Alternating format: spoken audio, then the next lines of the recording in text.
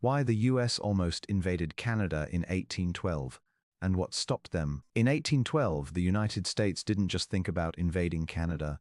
They actually tried, and for a moment it looked easy. At the time, Canada wasn't even a fully independent country. It was still controlled by the British Empire, and the US believed that conquering it would be quick, almost effortless. In fact, one American leader famously predicted the invasion would be a mere matter of marching. But that confidence quickly turned into one of the biggest embarrassments in early American military history. So what really happened? The real reason the US targeted Canada goes deeper than land. The war started largely because of British actions at sea. The British Navy was stopping American ships and forcing US sailors into service, a practice known as impressment. At the same time, Britain was supporting Native American resistance against US expansion on the frontier. To many Americans, especially expansionists known as war hawks, invading Canada wasn't just strategic, it was revenge. They believed that by taking Canada, they could weaken Britain's influence in North America and stop these threats permanently. So in 1812, the US launched its invasion. And almost immediately, things went wrong. American forces were poorly trained, badly organized, and often led by inexperienced commanders. In one of the first major attempts, US General William Hull actually surrendered Detroit without a fight. Handing it over to British and native forces shocked the nation. But it got worse. The British weren't alone.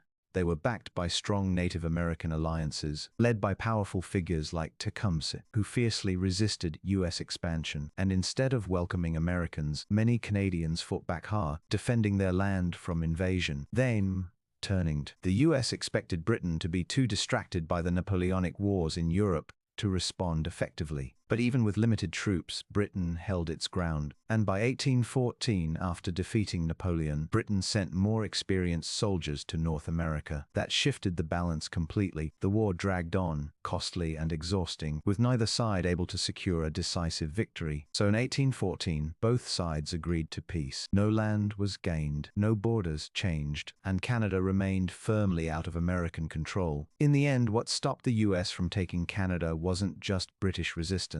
It was a mix of overconfidence, poor military planning, strong local resistance, and underestimating both the British and their allies. What was supposed to be an easy conquest became a lesson the US would never forget. And it's one of the reasons the US and Canada share one of the longest peaceful borders in the world today.